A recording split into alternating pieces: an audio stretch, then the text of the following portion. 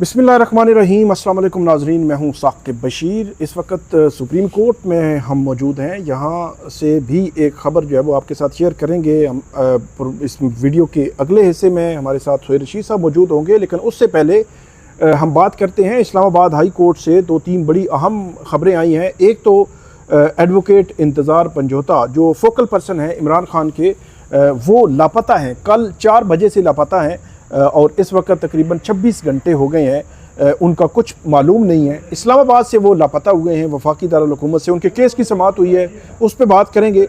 इसके अलावा जो खैबर पख्तूनख्वा हाउस है उसको सील किया गया था, उस पर जो है वो आज समाअत हुई है, इस पर बात करेंगे। एक जज हैं इनामुल्ला, उनको आज इस्लामाबाद हाई कोर्ट ने मुअत्तल कर दिया है। उसके पीछे क्या वजह है और जज साहब जो है वो उन्होंने किया क्या है। एक बड़ा ही अनहोना किस्म का काम उन्होंने किया है और ये एक आम बंदे को भी आप कहेंगे तो मेरा ख्याल में वो ये नहीं करेगा, लेकिन जज ने किया है तो कि क्यों ये हुआ है, इस पे बात करते हैं। और बुशरा बीबी के केस की समाअत जो है वो कल होना थी, वो अब नहीं हो सकेगी। उसके पीछे क्या वजह है, तफसील आपके सामने रखते हैं। आप सबसे पहले इंतज़ार हैदर पंजोता, ये इमरान खान के फोकल पर्सन हैं। वो जो अडयाला जेल में जितने भी वकला फैमिली जो जाती है उनमें जो SOPs बने हुए हैं PTI की लीगल टीम और जो अडयाला जेल के हुकाम के दरमियान, उन SOPs के मुताबिक एक फोकल पर्सन इमरान खान के नामजद करदा ये इंतज़ार हैदर पंजोता भी हैं। इन्होंने कल ही एक तौहीन अदालत की दरख्वास्त दायर की थी। वो तौहीन अदालत की दरख्वास्त में तो रिलीफ नहीं मिला, आज उनको फौरी रिलीफ नहीं मिला, नोटिस हुए हैं, लेकिन इंतज़ार हैदर पंजोता जो पटिशनर थे उसमें वो जो है वो लापता हो गए हैं। और दूसरी जानिब आज उनके बाजियाबी के लिए जो दरख्वास्त थी उस पर चीफ जस्टिस आमिर फ़ारूक उन्होंने समाअत की। उसमें खुरम लतीफ़ खोसा वो पेश हुए, फैसल चौधरी एडवोकेट वो भी पेश हुए और वकला की जानिब से इसको पॉइंट आउट किया गया कि पहले आम लोगों को उठाया जाता था, अब जो है वो वकला को भी इस तरह लापता किया जाने लगा है, कहीं और से नहीं इस्लामाबाद से। फैसल चौधरी एडवोकेट ने बताया कि वो F6 किसी रेस्टोरेंट पर बैठे हुए थे, वहाँ उन्होंने काफ़ी पी और उसके बाद इंतज़ार पंजोता वहाँ से उठे और उसके बाद से वो लापता हैं। और उसके इस तनाजुर में चीफ जस्टिस आमिर फ़ारूक जो है उन्होंने बात तो सुनी, लेकिन अगर वो फौरी तौर पर कोई ऑर्डर करना, उमूमी तौर पर मिसिंग पर्सनस के केसेस में अदालतें 1-2 घंटे के नोटिस में बुला लिया करती हैं, लेकिन इस केस में आज जो है वो फौरी तौर पर नहीं बुलाया गया। कल के लिए नोटिस हुआ है और IG को बुलाया गया है और IG इस्लामाबाद से रिपोर्ट मांगी गई है और जो फैसल चौधरी से उनको ये कहा गया कि आप जो मुतलका थाना है, थाना कोसार, वहाँ पे दरख्वास्त भी दे दें, क्योंकि जो फॉर्मेलिटी है, एक कायदा कानून है, वो पूरा हो जाए। लेकिन इंतज़ार पंजोता की जो उनका लापता होना है, जो गुमशुदा होना है, मेरा ख्याल है बहुत सवालात जो है वो छोड़ गया है। मौजूदा जो जुडिशरी है इसके हवाले से उमूमी तौर पर मैं बात करूँगा, ऐसे लगता है कि ये एक नॉर्मल जो है वो काम हो गया है कि किसी को भी आप कभी भी लापता कर दें और उसके बाद 2, 4, 6 दिन, हफ्ता, 10 दिन, 2 हफ्ते, महीना लग जाए, ठीक है, वो अदालतों में आएंगे, पिटिशनें फाइल करेंगे, वापस आ जाएंगे और यूं वक्त जो है वो गुजरता गया। इसी तरह ये एक नॉर्मल जो है वो बात होती जा रही है कि लोगों को उठाया जाना और लापता किया जाना, पंजाब में भी और वफाकी दारुल हुकूमत में भी। खैबर पख्तूनख्वा और बलोचिस्तान में तो हमने पहले भी देखा था।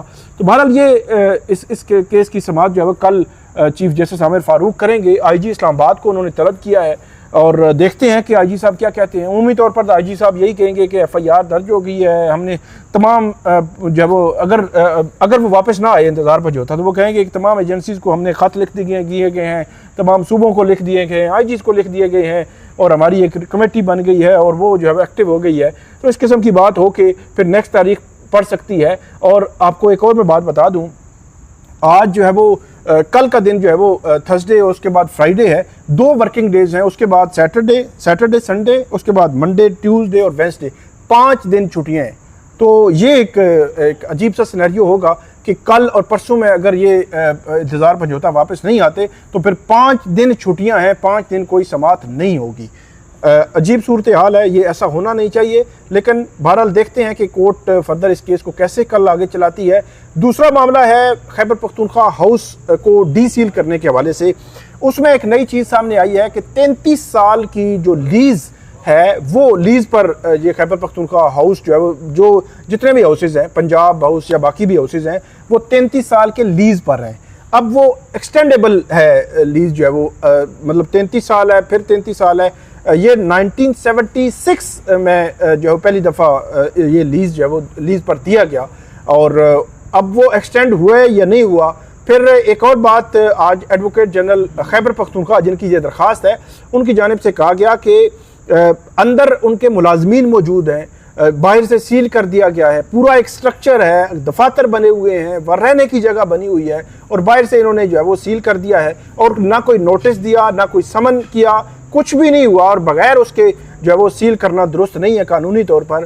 तो चीफ जस्टिस आमिर फारूक जो है वो पूछ रहे थे मुख्तलिफ सवालात, अगरचे वो जवाबात कुछ दे रहे थे, कुछ नहीं दे रहे थे। तो आखिर में फिर उन्होंने फ़ाइल बंद की। उन्होंने कहा कि आप जो है वो सारी चीज़ें तो बता नहीं रहे, तो देखते हैं कि कल इसमें क्या। फिर उसमें भी नोटिस हो गए हैं, उसमें CDA को और दीगर जो हुकाम हैं उनको नोटिस हुए हैं, क्योंकि उसमें एक पटिशन में यह भी था कि जो वहीकल्स हैं खैबर पख्तूनख्वा जो वज़ीर आला हैं उनका जो कॉन्वॉय है उसके साथ जो सिक्योरिटी के हुकाम हैं उनकी गाड़ियाँ थीं, कुछ तोड़ दी गई, कुछ जो है वो कब्ज़े में ली गई, तो उनको भी बाजियाब कराया जाए, गाड़ियाँ भी बाजियाब करानी है आप जो है वो वो वापस दिलवाने के लिए भी इस्तदा की गई है इस केस में। अब उसमें भी कल ये नोटिस हुए हैं, उसमें ये देखना है कि कल क्या अदालत इंटरम ऑर्डर करेगी उस पर कि कम से कम उसमें कोई फौरी तौर पर डीसील कर दिया जाए जो सील हुआ है खैबर पख्तूनख्वा हाउस। तो कल ये केस भी कल पर चला गया। इसके बाद जो बुशरा बीबी हैं उनकी ज़मानत का मैंने आपको बताया था कि वो ज़मानत का केस तो लगा हुआ है, उसकी जो तोशाखाना 2 केस, और उसमें ज़्यादा चांसेस जो है वो मौजूद है कि तोशाखाना 2 केस में बुशरा बीबी को ज़मानत मिल भी जाए। आज जो है वो FIA के जो प्रोसिक्यूटर थे या FIA के हुकाम थे वो पेश नहीं हुए, और अदालत में जो उन्होंने एडजर्न करने की सदा की थी, तो जस्टिस मियां गुल हसन औरंगज़ेब ने यह कहा था कि जो बेल मैटर्स हैं उनको मैं एडजर्न नहीं करता, और बेल मैटर्स में जो है वो आपको टाइम नहीं मिलेगा। और उन्होंने कहा, सलमान सफदर उनको कहा कि आप शुरू करें आर्गूमेंट्स, उन्होंने आर्गूमेंट शुरू कर दिए, और जब उनके आर्गूमेंट्स हो चुके तो उसके बाद FIA को कहा गया, तो उन्होंने कहा कि हमने प्रोसिक्यूटर तैनात करना है। मैं आपको पिछले व्लॉग में बता चुका हूं कि जो FIA है उन्होंने कितनी फुर्ती दिखाई कि 9 सितंबर को केस जो है वो फाइल, इनको 10 सितंबर को फाइल मिलती है, और उसमें उसके बाद फौरी तौर पर चंद दिनों में सप्लीमेंट्री चलान आता है, ज़मानत खारिज होती है, फ़र्द जुर्म के लिए तारीख मुकर्रर हो जाती है, फिर जज साहब जो है वो अचानक 12-14 दिन के लिए केस मुलतवी कर देते हैं। तो ये एक बड़ा ही तेज़ी से चीज़ें आगे बढ़ रही थी जो उसमें रुकी हैं। लेकिन अब खबर ये है कि जस्टिस मियां गुल हसन औरंगज़ेब जिन्होंने कल ये समाअत करनी थी वो कल जो है वो दस्तयाब नहीं है, उनकी जो काज लिस्ट है कल की कैंसिल हो गई है। अब इसमें भी वही कैलकुलेशन कि अगर जस्टिस मियां गुल हसन औरंगज़ेब कल नहीं है, कल समाअत नहीं होगी, और उसके बाद जो पहला जो वर्किंग डे है छुट्टियों से पहले वो फ्राइडे है, और क्या फ्राइडे को ये केस सुना जाएगा और फ्राइडे के लिए अदालत के केस को डिसाइड कर देगी, और उसके बाद सैटरडे संडे, उसके बाद 3 छुट्टियां हैं शंघाई तावन तंजीम के इजलास के तनाजुर में, तो 5 छुट्टियों से पहले जो आखिरी वर्किंग डे होगा तो क्या अदालत जो है वो इस केस को सुनकर फैसला कर देगी। तो बहरहाल ये कल बहरहाल बुशरा बीबी के केस में अब वो केस नहीं सुना जाएगा, उस पर समाअत जो है वो नहीं हो सकेगी, और ये केस आगे नहीं बढ़ सकेगा। इसके अलावा जो जज हैं इनामुल्लाह, सुप्रीम कोर्ट ने एक फैसला दिया था कि जो बुनियादी तौर पर फैसला इस्लामाबाद हाई कोर्ट का था, जस्टिस अतर मिनल्ला थे, चीफ जस्टिस अतर मिनल्ला, उन्होंने फैसला दिया था कि जो मुनाल है बारगला हिल्स पर बना हुआ, ये जो है वो इलीगली बना लीज पे उन्होंने लिया, उसके बाद काफ़ी चीज़ें चलती रहीं। मुख्तसरन सुप्रीम कोर्ट का फैसला ये आया, चीफ जस्टिस काजी फाइसा की सरबराही में बेंच था, कि इसको जो है वो गिरा दिया जाए। ये फैसला था। इस फैसले के मामले में जब गिराना शुरू किया तो एक को पार्टी चली गई इस्लामाबाद की सेशन कोर्ट में, वहाँ पे सीनियर सिविल जज इनामुल्लाह, उन्होंने जो ना आओ देखा ना ताओ देखा, सुप्रीम कोर्ट के फैसले के बाद उन्होंने स्टे ग्रांट कर दिया। स्टे ये होता है कि काम को रोकना, कि वो जो गिरा रहे हैं काम को रोक दिया।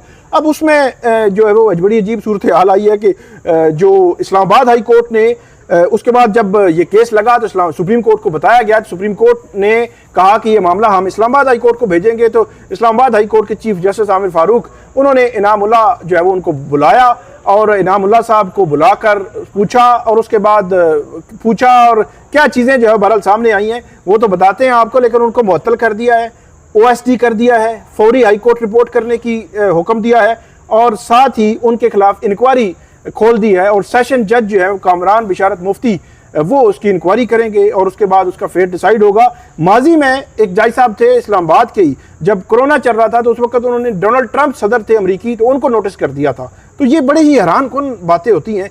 और ये इनामुल्लाह जो है जज हैं, 24 साल इनकी सर्विस है और 24 साल के बाद एक सिविल जज, सीनियर सिविल जज सुप्रीम कोर्ट के फैसले के बावजूद ये स्टे दे रहा है। तो हैरान कुन है कि ये कैसे जो है वो वर्किंग करते हैं कि इनको बुनियादी चीज़ों का भी नहीं पता कि अगर हाई कोर्ट या सुप्रीम कोर्ट किसी केस को सुन रही है, या आपकी जो ऊपर जो कोर्ट है, इवन सेशन कोर्ट भी किसी केस में उसने फैसला दिया है, तो आप उसको छेड़छाड़ नहीं कर सकते। आपके पास इख्तियार ही नहीं है। जब इख्तियार नहीं है तो आप छेड़छाड़ नहीं कर सकते, जितने मर्जी आप फिलासफर हों, जितने मर्जी आप समझे कि बड़ा माइंड है।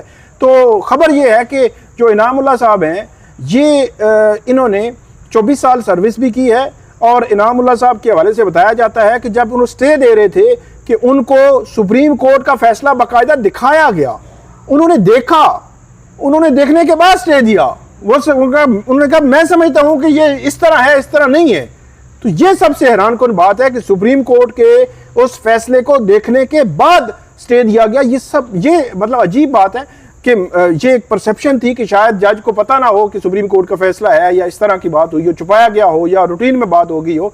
ऐसा बिल्कुल भी नहीं है। उन्होंने देखा सुप्रीम कोर्ट का फैसला और उसके बाद स्टे दिया, और स्टे पर उन्होंने कहा स्टे बिल्कुल ठीक दिया है।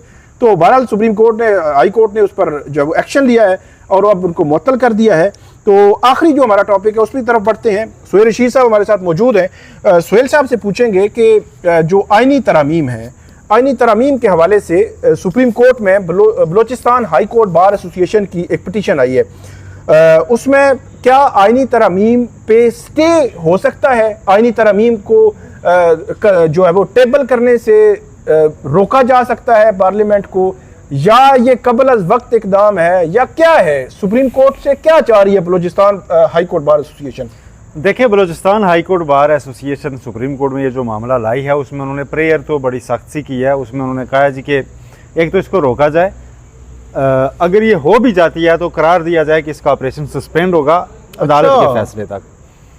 तो ये मेरा ख्याल है जो एक पूरा ऑन बोर्ड है सारी वकला तंजीमें जो इसको चैलेंज कर रही हैं, कि उन्होंने कहा है कि हर फोरम पे अपने इसे रखना है, कोई फोरम खाली छोड़ना नहीं है, कि जहाँ से हमें लगा जो बन पाया कहीं से भी रिलीफ हो हम लेंगे। ठीक है। अब यहाँ पर तो कमेटी आपको पता है जो है वो तो मेरा नहीं ख्याल को इसको कंसिडर करेगी अभी, या तो अभी ये मेरा ख्याल है ऑब्जेक्शंस में वापस आ जाएगी, क्योंकि पहले हो चुकी है। कमेटी क्यों नहीं कंसिडर करेगी? पहले हो चुकी है ना, कमेटी बड़ी है, पहले हो चुकी है, पहले हो चुकी है। ऐसी दरखास्त आई थी कि जनाब उन्होंने वापस कर दी थी कि भाई कैसे हम अभी इसको कैसे देखें। उस पर ऑब्जेक्शन लगाए थे रजिस्ट्रार ने कि जी आपने जो दरखास्त में मामला उठाए हैं कि जी प्रैक्टिस एंड प्रोसीजर एक्ट मतलब हुआ था, तो वो कोई मिसाल नहीं है कोई देने वाली। अच्छा, ठीक है।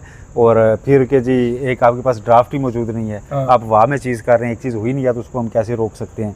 इस तरह के ऑब्जेक्शंस लगे थे। तो कमेटी बिल्कुल इसको देखेगी, अगर उसी पे गए तो यहाँ नहीं लगेगा। अगर कोई और मोटिव निकला है, ठीक है, और इसको यहाँ पे लगा के तो एकदम एक सुप्रीम कोर्ट का आर्डर आ जाए तो 4 हाई कोर्ट्स वाली तो वहाँ पे बैठे बिठाए ख़त्म हो जाएंगी ना, कि जी पहले सुना ही नहीं जा सकता।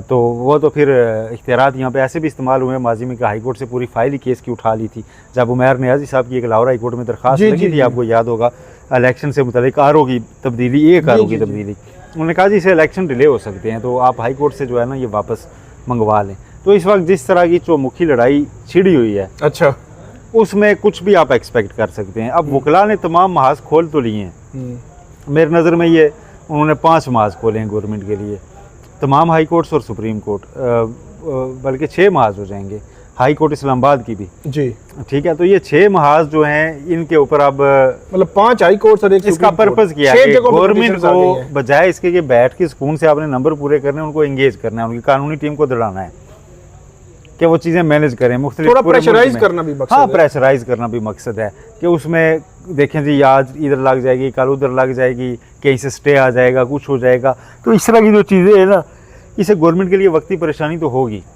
अगरचे वो इस वक्त जो है ना ये एहसाब की जंग है इस वक्त। अच्छा, एक चीज़ और बताएं, क्या आपको लगता है कि चलें इस्लामाबाद हाई कोर्ट में चीफ जस्टिस आमिर फारूक जो है इस केस को कल सुनने जा रहे हैं, यहाँ तो मुझे नहीं लगता कि कोई किसी किस्म का मामला जो आगे बढ़ने की तवक्को है, लाहौर हाई कोर्ट से भी ना हो, या आपको लगता है कि पेशावर हाई कोर्ट, सिंध या बलोचिस्तान हाई कोर्ट कहीं कोई जज जो है वो बैठा हुआ हो, वो कहे कि बात तो वो ठीक कर रहे हैं कि अगर कोई आईनी तरमीम करनी है आपने तो पब्लिक कम से कम ओपिनियन ले लें, पब्लिक से भी ओपिनियन ले लें, राय ले लें। मतलब ऐसा नहीं है कि वो रोक रहे हैं कि आप ना करें, लेकिन कम से कम आपने जो करनी है, पूरा सिस्टम जो चेंज करना है, उसको राय ले लें। तो आपको लगता है अवाम के लिए कर रहे हैं तो, हाँ अवाम के लिए कर रहे हैं तो, किसी एक हाई कोर्ट अवाम के लिए कर रहे हैं तो उसमें आपको याद है ना पेका जी, उसके ऊपर सब स्टेक होल्डर्स को बिठा दिया था चीफ जस्टिस अतर मिल्ला जब थे इस्लामाबाद हाई कोर्ट के, और उन पर फिर तफसीली बातचीत हुई सारे मामलात। तो स्टेक होल्डर्स जब पब्लिक हैं उनसे मुतल्लिक अब कानून साजी कर रहे हैं, जब किसी पार्टी के मंशूर में भी इस बार शामिल नहीं था कि उसने आगे पूरा जुडिशल सेटअप जो है ना ऊपर नीचे कर देना है, फिर आप पब्लिक को शामिल भी ना करें, फिर आपका मैंडेट भी मशकूक हो, आपके पास अक्सरियत भी नहीं है, तो आप मतलब आइन के साथ खिलवाड़ नहीं कर रहे तो क्या कर रहे हैं? तो इसमें क्या है, कोई हाई कोर्ट कह सकती है यार लोगों को दिखाएं तो सही। बिल्कुल स्टेक होल्डर्स हैं इसके, एक हाई कोर्ट में हो सकता है कोई, इस जुडिशल सिस्टम के स्टेक होल्डर्स हैं सारे, पूरी जुडिशल सिस्टम है, पब्लिक है, बुनियादी हकूक का मसला है ये, एक हर एक शहरी को कंसर्न है कि भाई क्या हो रहा है ऊपर, इसके बाद मेरा निज़ाम इंसाफ तक रसाई का क्या बनेगा। तो जब ये सारे सवालात मौजूद हैं तो उनका जवाब पहले दे दें, उसके बाद आइन में तरमीम तो इत्तेफाक राय से होती है। 18वीं तरमीम आपने नहीं देखी? जी जी बिल्कुल। कितनी डेलिब्रेशंस, कितना अरसा चली, कितनी पब्लिक में डिबेट हुई, और उसके बाद सारे उसकी ओनरशिप लेते हैं। रेड लाइन है सारों की जी, वो कहते हैं 18वीं तरमीम की तरफ कोई मैल नज़र न डाले। तो ये कौन सी तरमीम है जिसके ऊपर मैल नज़र नहीं, उसको देखा ही मैल नज़र से जा रहा है कि जी ये तो है ही वो दिखा भी नहीं रहे। मतलब दूसरी बात यह है कि दिखा भी नहीं रहे कि वो है क्या, कम से कम दिखाएं कि ये जो जी सब आपने अपने ड्राफ्ट लेके फिर रहे हैं और उसमें पता नहीं कौन सा सप निकला है आखिर पे। हर बंदा डरा हुआ है कि पता नहीं मेरा क्या बन जाएगा। चीफ इलेक्शन कमिश्नर की तोसी की उसमें बातें चल रही हैं, अंदाजा कि उसमें आईनी तरमीम में ये करार दिया जाएगा कि पार्लियामेंट जब चाहे एक सादा करारदाद पास करके तो उसको ता हुक्म सानी रोक सकती है। बिल्कुल ठीक है, तो उसके बाद आ जाएगी करारदाद। चीफ इलेक्शन कमिश्नर साहब बैठे जिनके ऊपर सवालात हैं, जिनके ऊपर नवाज शरीफ के अपने दामाद कहते हैं कि जनाब ये ठीक लोग नहीं है, तो उनको जब आप इस तरह बिठा लेंगे तो उसके बाद फिर आप आईनी तरमीम देख लें, उस आईनी तरमीम का क्या नतीजा निकलेगा, कितनी एक वो मुस्तनद होगी, कितनी देर पा होगी, कहाँ तक चलेगी, बहुत से इसके ऊपर सवाल आ जाएंगे। बहुत शुक्रिया सुहेल रशीद साहब ने बताया कि Balochistan high court bar association की पिटीशन जो आई है वो उसका क्या हो सकता है और हाई कोर्ट्स में से क्या निकल सकता है। बहरहाल अगले दिन बड़े क्रूशल हैं। आज जो वो 9 अक्टूबर है, 25 अक्टूबर से पहले मतलब 22-23 अक्टूबर तक कुछ ना कुछ मामलात हो जाएंगे। क्या होगा ये वक्त ही बताएगा, क्योंकि सारे अपने अपने ड्राफ्ट जो है वो लिए फिरते हैं। बहुत शुक्रिया सुहेल रशीद साहब। आप नाजरीन हमें फीडबैक दीजिएगा। अल्लाह हाफिज़।